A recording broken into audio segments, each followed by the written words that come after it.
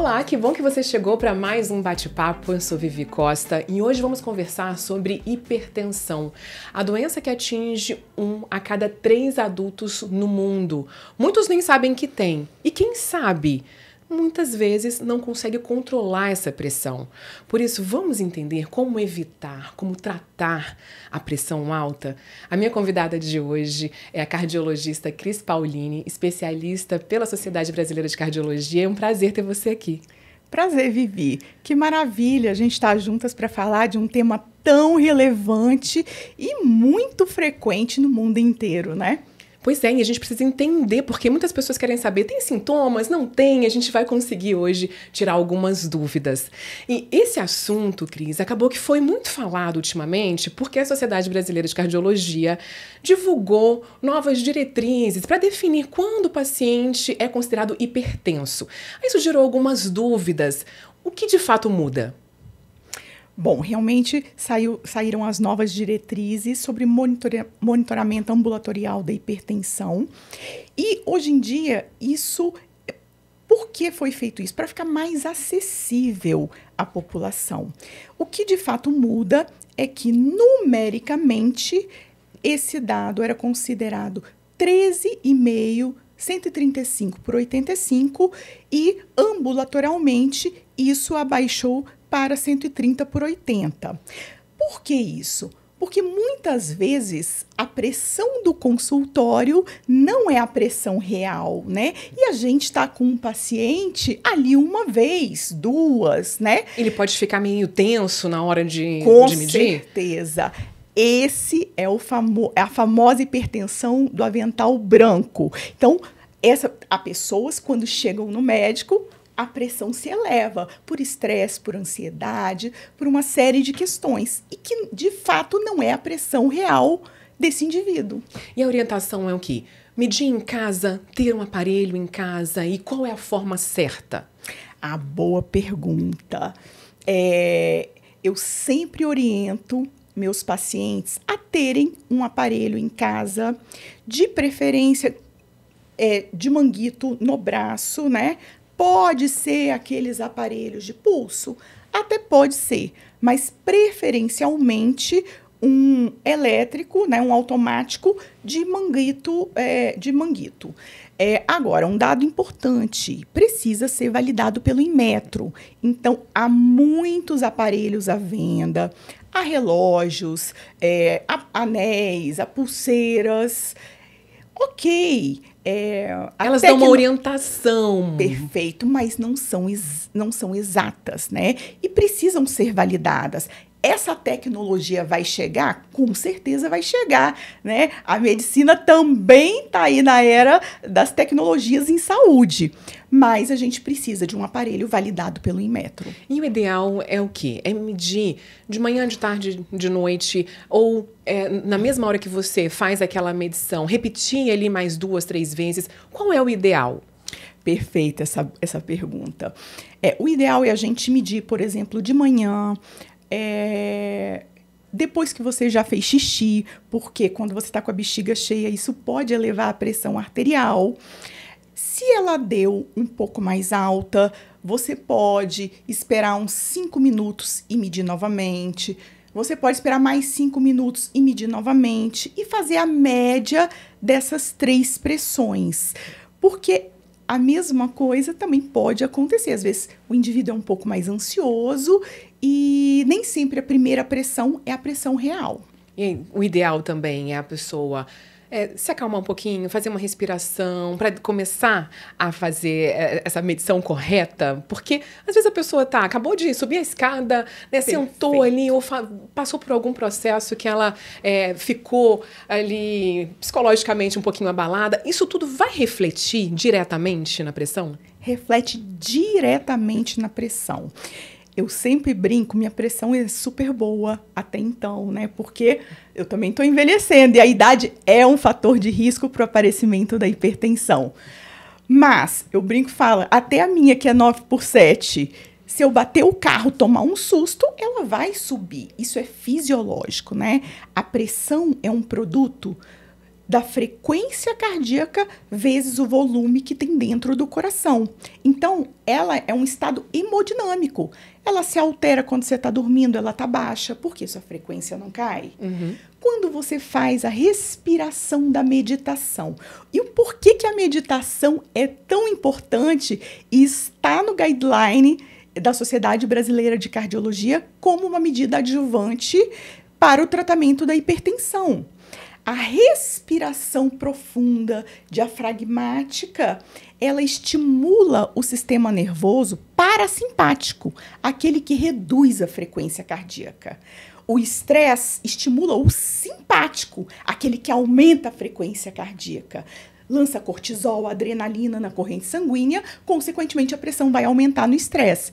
E vai reduzir nas atividades, como yoga, meditação, tai chi, enfim. Quer dizer, é importante estar ali, então, relacionado à atividade diária das pessoas, né? Com certeza, meditação é vida, Vivi. Quem me conhece sabe que eu sou super adepta. Eu também tô aderindo, viu? Já faz tempo que eu tô tentando colocar como rotina. É um caminho, né? É um caminho, exatamente, né? É um aprendizado. Eu não vou falar, eu também não sou uma meditadora, mas eu entendo que aqueles 10, 15 minutinhos dentro da minha rotina, fazem parte de um bem-estar de saúde. Aí a gente depois ainda vai fazer um podcast especialmente sobre esse assunto, porque vale a pena, né? Com certeza. A gente estava falando aqui sobre pressão alta, pressão baixa. Qual é a pressão ideal quando a gente fala assim, tá normal? Bom, as metas arrojadas, é fato, uma pressão excelente é uma pressão menor do que 12/8. E os estudos, e por isso que cada vez mais essas metas vêm baixando ao longo das décadas aí, né? Havia-se uma dúvida, poxa, até 14/9 era uma pressão tolerada. Acima de 14/9, a gente já considera hipertensão arterial estágio 1. Então, acima de 14/9 é considerada hipertensão arterial. E inicialmente, abaixo disso, era considerado uma pressão normal alta para hipertensão, por exemplo, 13/8,5. Mas hoje em dia, a gente tem vários estudos que mostram que uma pressão abaixo de 12/8, ela traz menor risco cardiovascular de morte, AVC, infarto, insuficiência cardíaca. Então, esses dados a gente já tem comprovação. Ok, então, excelente é uma pressão menor do que 12/8. É o que eu brinco com meus pacientes. Eu amo metas arrojadas. Vamos colocar isso como foco. Agora, quem tem uma pressão que normalmente fica acima de 14/9 e aí já está tão comum que ela acha que aquilo é normal, de fato pode ser considerado normal ou não? Não. Não é considerado normal. E aí é que tá. A hipertensão é uma doença silenciosa. 90% das pessoas não têm sintomas. Apesar de existir muito estigma na sociedade, a pressão dá dor de cabeça e tal, tô com dor de cabeça, eu sinto minha pressão. Isso não é uma verdade. Então, ela não dá sinais. Ou tem alguns que a gente pode ficar ali atento para perceber que algo não está bom. Veja só, se a pressão, a pessoa está com uma urgência hipertensiva ou uma emergência hipertensiva, níveis acima de 18/11, às vezes essa pessoa pode ter tontura, escotomas cintilantes, que é brilhinhos, pontinhos brilhantes nos olhos, uma dor de cabeça muito forte. Esse pode ser um sinal. Mas isso certo? Ela já está com a pressão altíssima. Altíssima, nesses níveis. Então, 15/9, 14/9, isso não dá sintoma.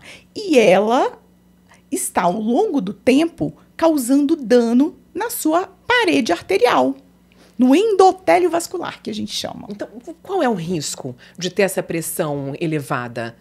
Então, a longo prazo, o colesterol, ele faz uma cicatriz na parede dos vasos sanguíneos, das artérias, da cabeça aos pés, né? E essas lesões vão fazendo com que o colesterol vá lá e junte igual um chicletinho.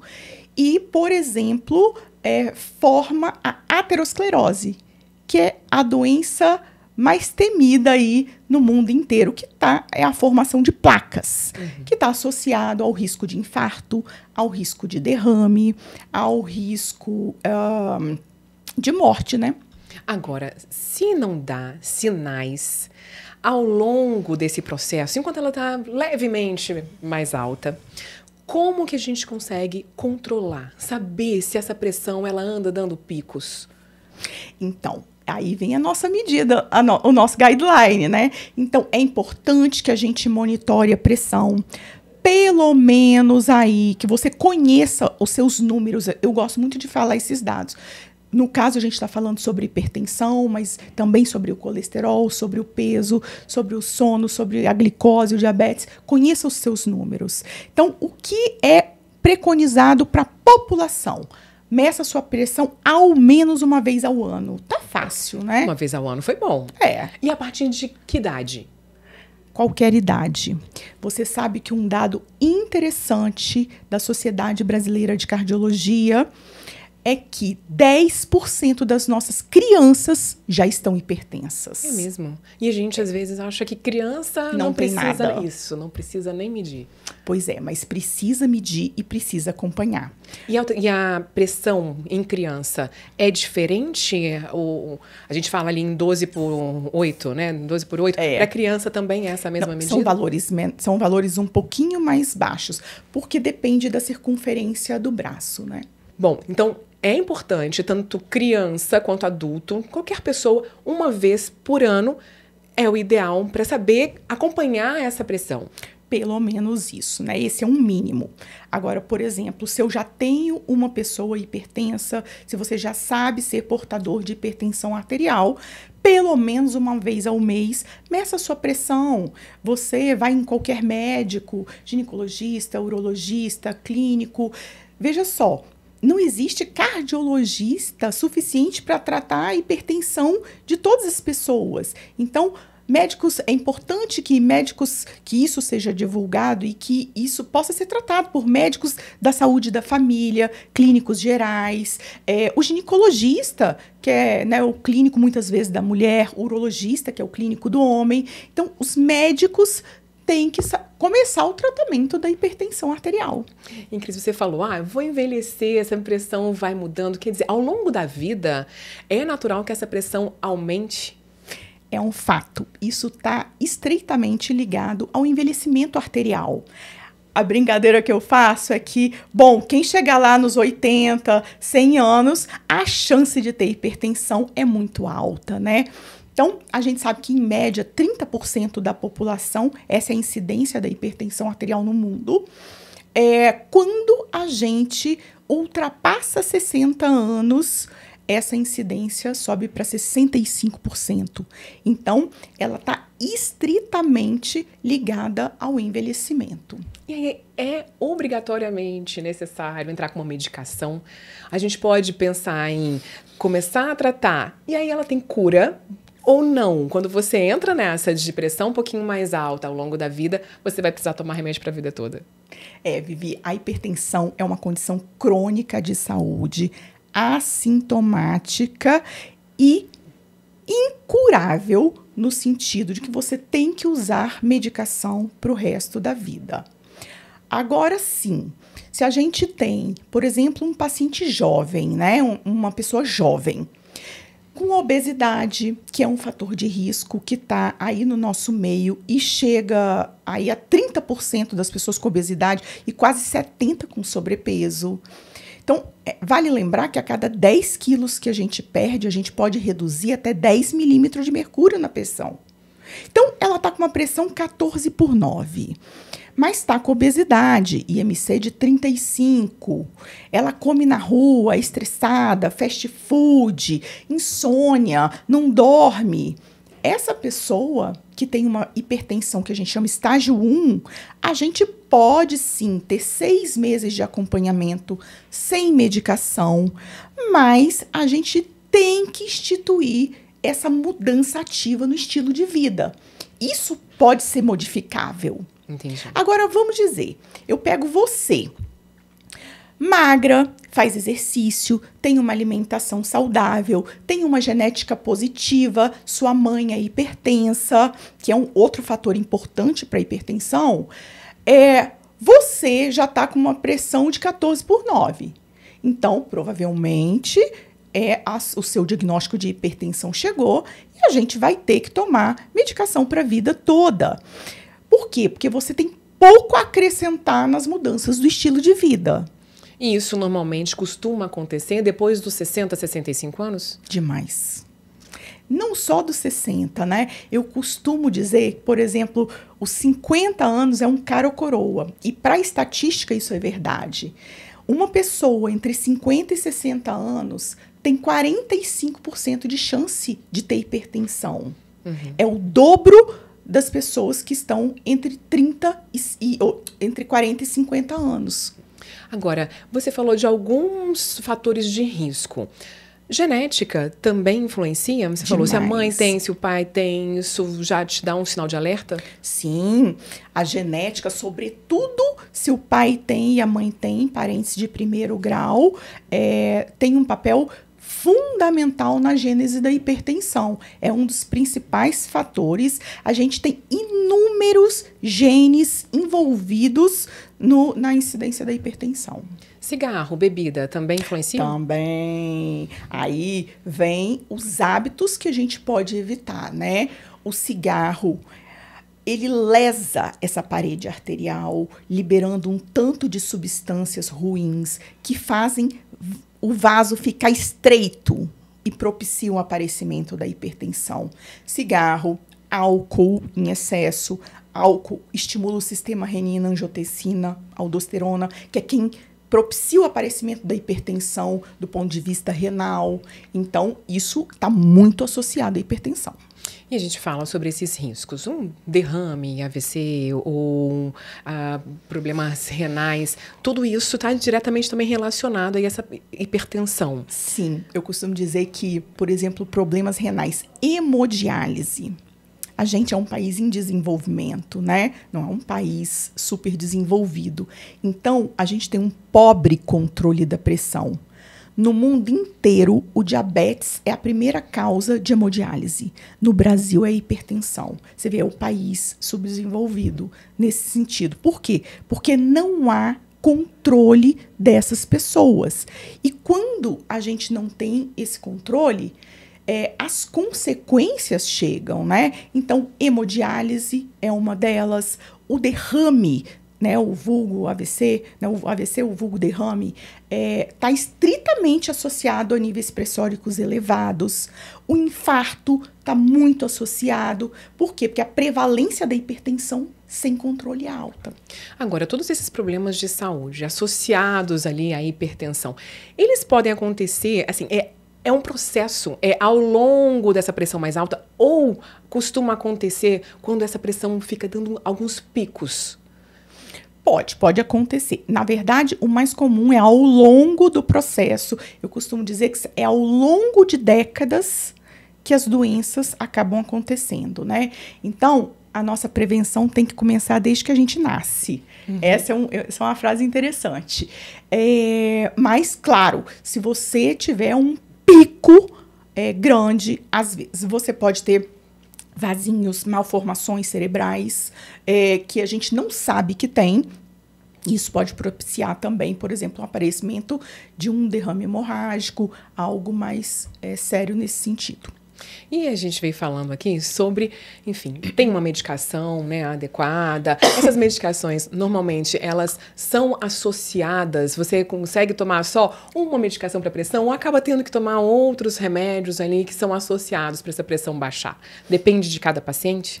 Depende de cada paciente, mas hoje em dia a tecnologia no tratamento da hipertensão vem cada vez mais ganhando medicações inovadoras, múltiplas. Hoje em dia a gente tem drogas em uma tomada que contenham 3 tipos de substância para tratamento da hipertensão. Quer dizer, no passado ele tinha que tomar 8 comprimidos para tratar, e a gente sabe que isso dificulta a adesão ao tratamento, né? Quando você tem que tomar... Imagina, se a gente, para tratar uma sinusite, quando tem que tomar antibiótico de 8 em 8 horas, você acaba esquecendo no final, imagina uma pessoa que vai ter que tomar isso ao longo da sua vida, né? Então, a gente tem drogas dose única com várias medicações. Agora, a gente está falando muito sobre hipertensão, mas as pessoas também perguntam muito, de repente tomou uma medicação, ou essa pressão baixou demais. É indicado realmente colocar aquele salzinho na língua, comer alguma coisa mais salgada? Isso ajuda ou atrapalha? Ou nenhum nem outro? Olha, depende.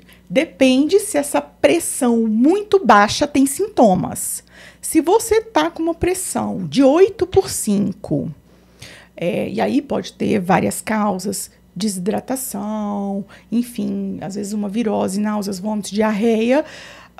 O recomendado é você se hidratar, né? Consumo de líquido, de água, né?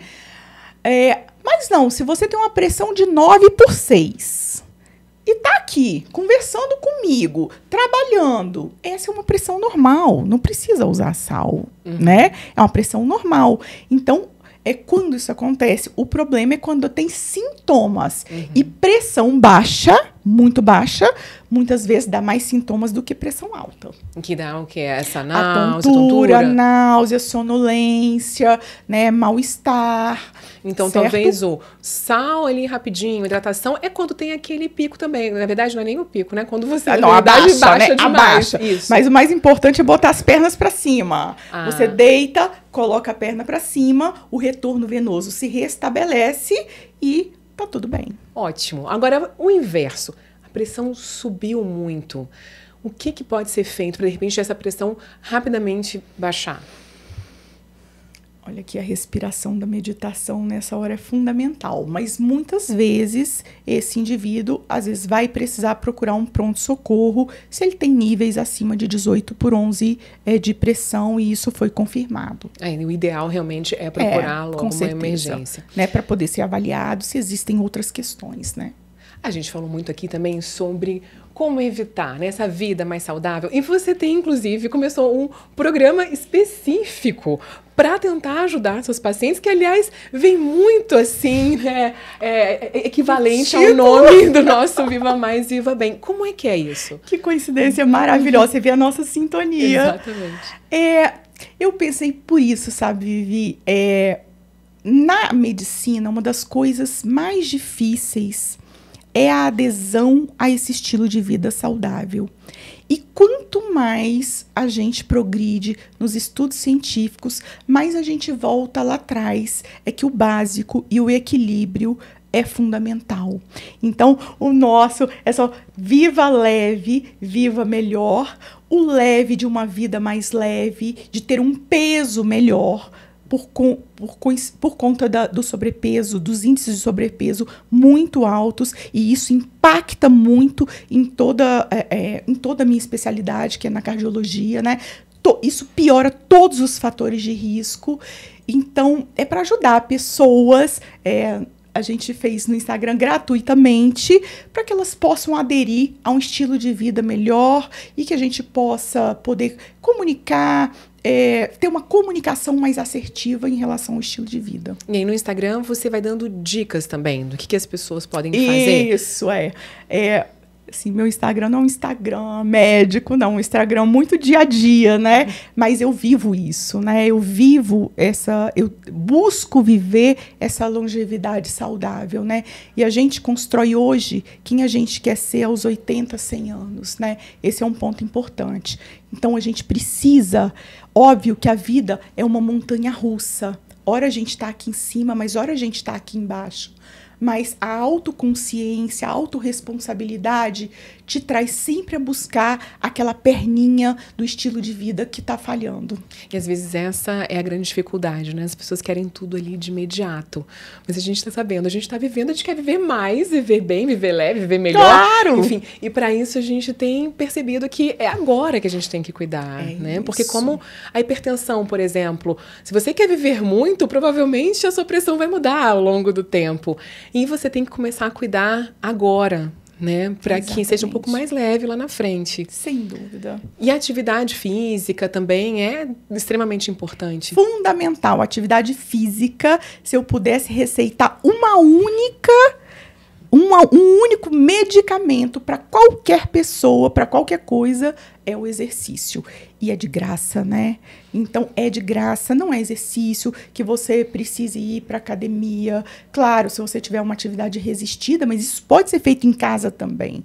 E hoje em dia tem tanta orientação gratuita, bacana aí na internet, mas basta ter a constância, o compromisso, isso é o principal, Vivi. É aquilo que a gente estava falando mais cedo. Exatamente. E quando a gente fala de constância, você fala, né, a atividade física ali, meia hora, uma caminhada, ou precisa realmente de ter algum peso, né, para fazer ali na musculatura, enfim, para ter um resultado eficiente em relação à hipertensão? Tá, eu costumo dizer, qualquer movimento é melhor do que nada.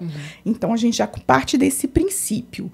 Mas, sem dúvida nenhuma, o melhor exercício é onde a gente tem a parte resistida, o exercício de musculação, peso do corpo, pilates, funcional, acaba sendo também associado a uma atividade aeróbica, né? O ideal mínimo preconizado pela Sociedade Brasileira de Cardiologia são 150 minutos semanais. O idealmente preconizado é que a gente possa atingir cerca de 300 minutos semanais, né? De uma atividade dividido ali, né? Você tem que fazer todos os dias. Não dá pra ser só segunda, quarta e sexta, esquece fim de semana, ou precisa? Mas você pode dividir, você pode às vezes, por exemplo, eu mesmo às vezes final de semana faço 2 horas, já conta 120, entendeu? Você pode dividir. Ótimo se você conseguir fazer todo dia, mas obviamente a gente também tem que ser racional. Essa não é a vida da maioria das pessoas, e nem a minha, por exemplo, né? Então a gente precisa tentar cumprir como pode. Tentar colocar isso na rotina. Equilibrar, né? Exato. Isso é o principal. E a alimentação, quando a gente fala, as pessoas pensam assim, mas também eu não vou poder agora, né, comer uma pizza, tomar minha cerveja, enfim. Isso, tudo bem ser no fim de semana, ser numa comemoração, se você conseguir manter, né, uma rotina quase que diária de uma alimentação mais saudável? Com certeza. Aí vem a chave. O equilíbrio é tudo, né? Se você tem 80% da sua alimentação saudável, livre de ultraprocessados, processados, industrializados, que a gente sabe que esse é um dos grandes vilões da falta de saúde, entendeu? Do adoecimento. Você pode, sim, comer uma pizza. Agora, por exemplo, você pode preferir uma pizza de marguerita, que tem uma massa fina, queijo, tomate e manjericão, do que preferir aquela com bacon, com catupiry, e tudo mais. Isso são hábitos, né? Então, isso é um pensamento que a gente tem que mudar, né? Você falou algo que eu acho que é fundamental. Porque começa na cabeça, né? Sem Quando dúvida. A gente pensa, olha, eu quero ter uma vida mais saudável, você tem que começar a mudar o seu pensamento, para que isso faça parte da sua rotina. E é isso, a gente como ser humano, que a gente precisa ser 1% melhor todo dia. Todo dia eu venho aprendendo alguma coisa que eu posso melhorar na minha saúde ao longo aí dos meus 48 anos. Eu acho que é assim que a gente pode envelhecer melhor. É isso. Qual é o seu Instagram para que as pessoas também possam acompanhar suas dicas? Cris Pauline. Cris Pauline com H. Cris Pauline com H. Isso, pronto. Muito obrigada, doutora Cris, por essa oportunidade de trazer um pouquinho mais essa discussão aqui e a gente conseguir ajudar tantas pessoas também a envelhecerem de uma forma mais leve, de uma forma mais saudável. Eu que agradeço muito a oportunidade de estar aqui e divulgando tanto o estilo de vida saudável, o controle de fatores de risco que tem um impacto muito grande na sobrevida da população. Espero que vocês tenham gostado e compartilhem. Até a próxima. Um beijo. Tchau, tchau. Tchau, tchau.